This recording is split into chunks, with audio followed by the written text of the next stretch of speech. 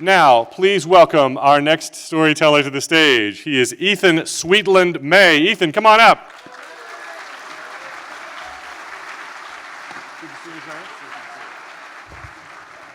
That down, we'll crank that up, and we'll crank that down a little bit, and we'll tighten that up so it doesn't fall on me. Okay.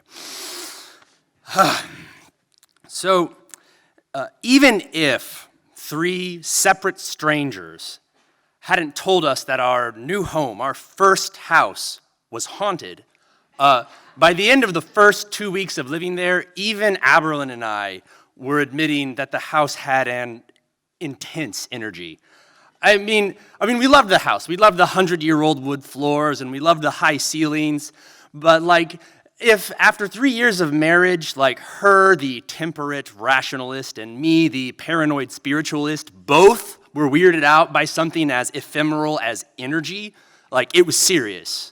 Like it felt like the house like wasn't ours, like it was like holding on to like the memory and the secrets of the people that lived there before us. So I was actually really relieved when I heard Aberlin coming in through the front door after she'd been gone on a run, and I got up from unpacking and I came to greet her, and she kind of stopped me and she was like, "Did you open the window in the attic?"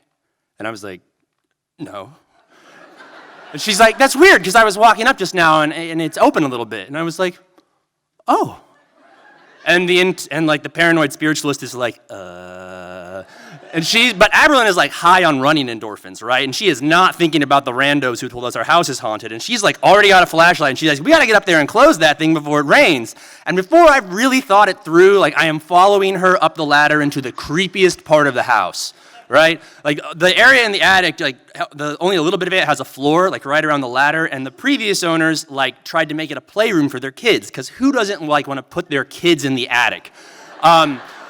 And like, there's only, like, I have to the window we need to close is on the opposite side of the attic. I have to squeeze through this gap in the wall they've put, and I've got the flashlight, and there's like all this hanging black plastic, like blocking from getting there. So I have to like half crawl, half crouch, like through the claustrophobic dark, like around the edge of the attic to get to the window. And I am hating this. And I like get there, and I close the window, and I am starting to make my way back, and like I'm freaking out a little bit, but I'm also starting to feel a little bit better because like nothing super weird has happened, and this is over, and we can get out of the attic, right? And I get back to the gap, and I hand Aberlin the flashlight, and I'm climbing through, and we are like, I see the ladder, we are free and clear, and we are almost there when we hear the unmistakable sound of a hinge turning. There are no doors in the attic. And we turn, and a wall has opened. It is not a wall. It is a door. And Aberlin shines the flashlight through this open doorway, and there is a tunnel of black plastic leading to the other side of the attic, and it takes a turn into the dark, and you can't see around it. And I am frozen. I cannot move. I am not thinking. And while I am frozen and not thinking, I realize Aberlin is walking into the tunnel. And like every stupid guy who's in love with the hot girl in a horror movie, like I just start following her without thinking about what's happening. And we get to the end of the tunnel, and we turn, and we are standing in this room, all made of black plastic. And the first thing her flashlight falls on is this low table made of like plywood and 2x4s, and right next to it is an identical table.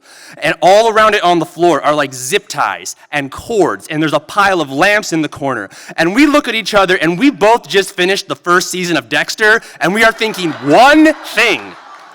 And we just like, without saying anything, we just like, out of there, backwards, down the ladder, shut it up. Like, and we have this panicked brainstorming session where you're like, what do we do? And I'm like, we call the cops. And she's like, well, tell them what? Like, we found like a room in our attic. Like, there's no blood, there's no crime. And I'm like, okay, fine. And she's like, we Google it. And I'm like, Google what? Like, secret, scary attic room, zip ties, cords? I'm gonna get on an FBI list.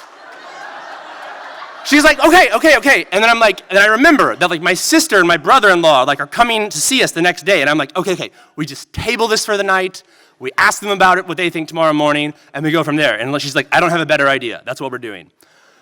It was a really long night. Like, I just like laid there listening to the house creaking, staring at the ceiling, and like trying to imagine some pleasant, harmless hobby that you would need like a scary murder room for. And the next day, like, my brother-in-law gets there, and he's one of these, like, walking human encyclopedia people who, like, you bring up houseboats, and suddenly he knows about houseboats. So, like, I'm like, dude, I gotta show you something. And he's like, okay. And I, like, take him upstairs, like, through the secret door and the dark tunnel, and he's like, dude.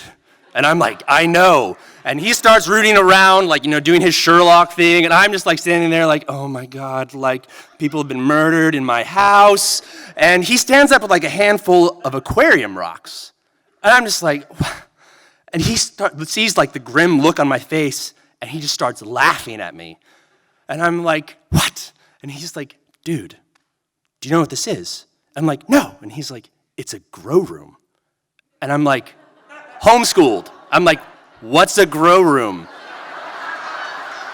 And he's like, these are like, get it, man? Like, these are aquarium rocks, like with hydroponics. They use them for soil, to grow plants, you know? And they, you know, like, the room's all blacked out because they had UV bulbs and, like, they had to block it so no one could see the light. Like, dude, they were growing pot in here. And I was like, oh, my sweet Jesus, it was just drugs. They were just using the house for drugs. There's no murder. Oh, my God, thank you, Jesus. And we go downstairs, and I tell Aberlin and my sister, and everyone's laughing, and we are just, like, relieved. And, like, the next day, Aberlin went up there, and we ripped it all out. We were like, no, this is our house now. We burned sage, we prayed. And, like, 7 years later, we still live there. Like, and you know, sometimes, you know, we talk about, like, moving somewhere else or, like, finding a new house. And, like, every time we do, like, my stomach gets, like, really tight. And I'm like, I just don't think I can go through all that again. Thank you.